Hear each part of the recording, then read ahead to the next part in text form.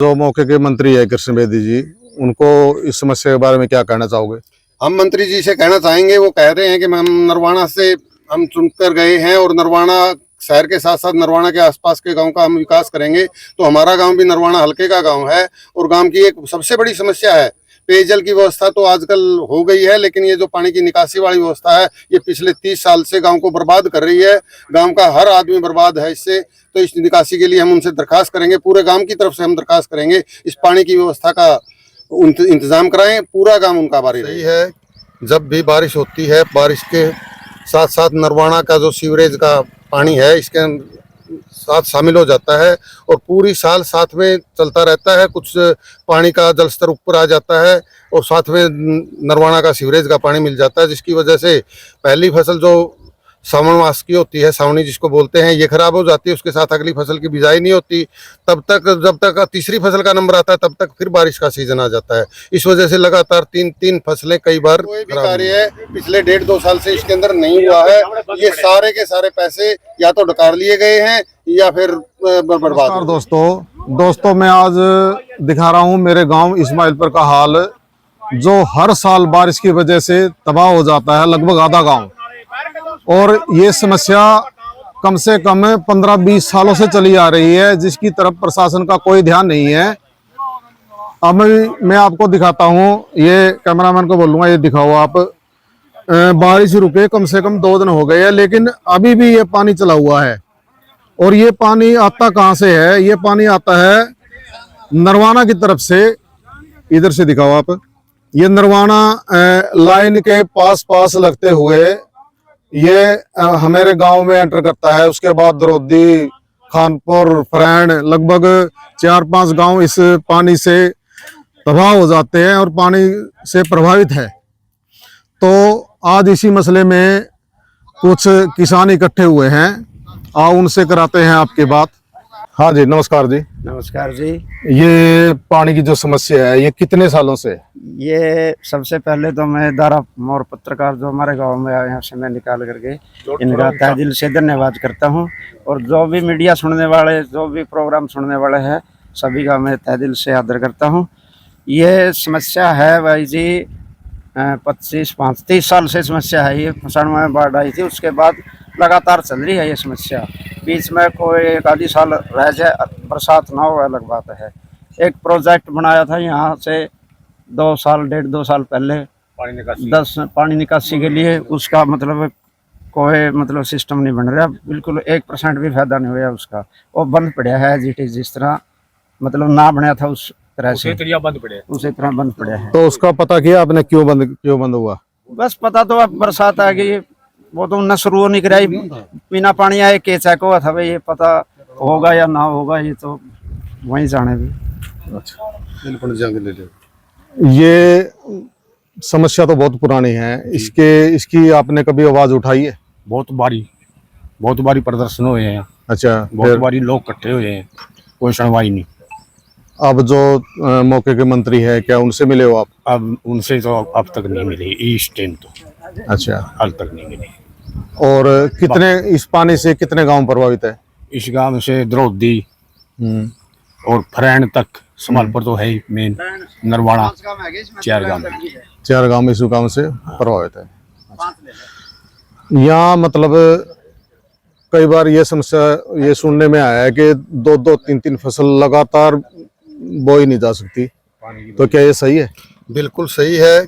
जब भी बारिश होती है, बारिश के साथ साथ नरवाना का जो सीवरेज का पानी है इसके साथ शामिल हो जाता है और पूरी साल साथ में चलता रहता है। कुछ पानी का जल स्तर ऊपर आ जाता है और साथ में नरवाना का सीवरेज का पानी मिल जाता है, जिसकी वजह से पहली फसल जो सावन मास की होती है, सावनी जिसको बोलते हैं, ये खराब हो जाती है। उसके साथ अगली फसल की बिजाई नहीं होती तब तक, जब तक तीसरी फसल का नंबर आता है तब तक फिर बारिश का सीजन आ जाता है। इस वजह से लगातार तीन फसलें कई बार खराब हुई हैं। तो इसके खिलाफ कहीं आपने कोई प्रदर्शन किया हो या आवाज उठाई हो? ये जो पानी नरवाना का सीवरेज का पानी आता है, इसके खिलाफ कई बार, क्योंकि ये रेलवे के एरिया से होकर आता है। हमारे गांव के लगभग काफी लोगों ने इकट्ठे होकर रेलवे के जो बड़े अधिकारी हैं उनके सम्मुख मांग भी रखी है, उनके सम्मुख प्रदर्शन भी किया है। यहाँ पर एक बार रेल रोकने की कोशिश भी की थी। DRM खुद उस मौका पे आए थे और उन्होंने कहा था कि मैं कोशिश करूंगा कि ये पानी इस रास्ते से होकर आपके गाँव नहीं आए, लेकिन कोई समाधान नहीं हुआ।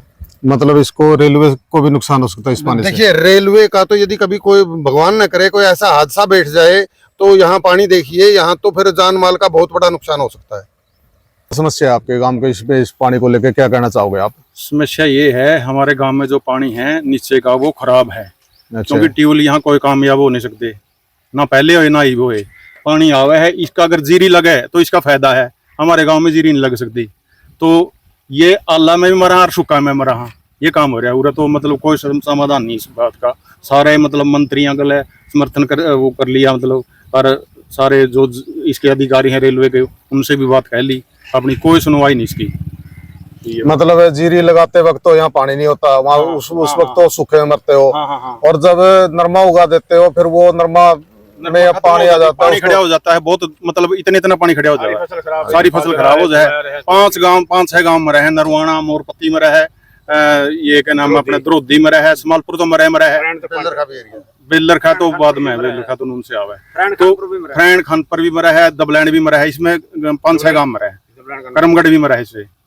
तो फिर जो सभी गांव है वो इकट्ठे हो गए, इसके खिलाफ आवाज क्यों नहीं उठाते? कई बार पहले आवाज उठाई है, फिर इसका समाधान नहीं होया। एक ये प्रोजेक्ट कराया था, ये इसके भी कोई नाकामी है, इसकी कोई आदर में पाइप दबाए थे, इसकी कोई समाधान नहीं इसका। अब दबे पड़े हैं इसका, ना कोई पानी आने का ना कोई जाने का, इसका तो खम्मे का ही पैसे लगे इसके तो गवर्नमेंट ने।